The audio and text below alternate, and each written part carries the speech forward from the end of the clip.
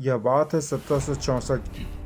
पतझड़ की वो शाम, गंगा के किनारे बसे छोटे से गांव में हलचल साफ नजर आ रही थी। खेतों में किसान फसल काट रहे थे, साथ ही उनके चेहरों पर चिंता और व्याकुलता साफ दिखाई दे रही थी। वहीं दूर कहीं नगाड़ों की आवाज़ आ रही थी।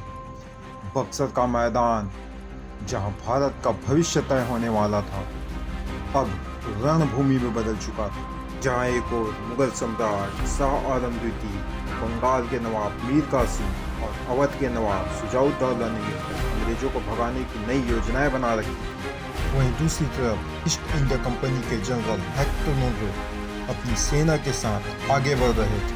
अब दोनों सेनाएं बिल्कुल आमने सामने थी, लेकिन मीर कासिम की आंखों में वही आग थी जो किसी भी शासक को इतिहास में अमर कर सकती थी।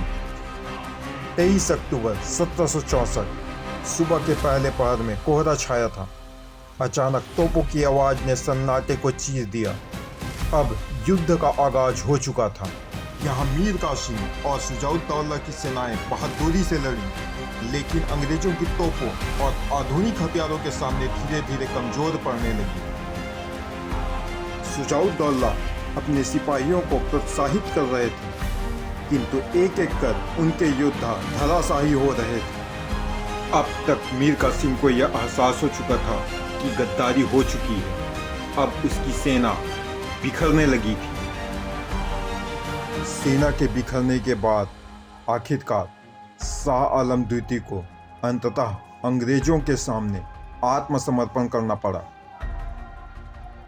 बक्सर का युद्ध एक हार नहीं था, यह पूरे भारत के भविष्य की दिशा बदलने वाला था। अंग्रेजों ने इस युद्ध के बाद पूरे भारत में अपनी पकड़ मजबूत कर ली। अंग्रेजों ने इस युद्ध के बाद पूरे भारत में अपनी पकड़ मजबूत कर ली। शाह आलम द्वितीय को एक कठपुतली सम्राट बना दिया गया। मीर कासिम इतिहास के पन्नों में खो गए, लेकिन उनकी लड़ाई हमेशा याद रखी जाएगी। आखिरकार इस युद्ध की समाप्ति इलाहाबाद संधि के साथ समाप्त होती है।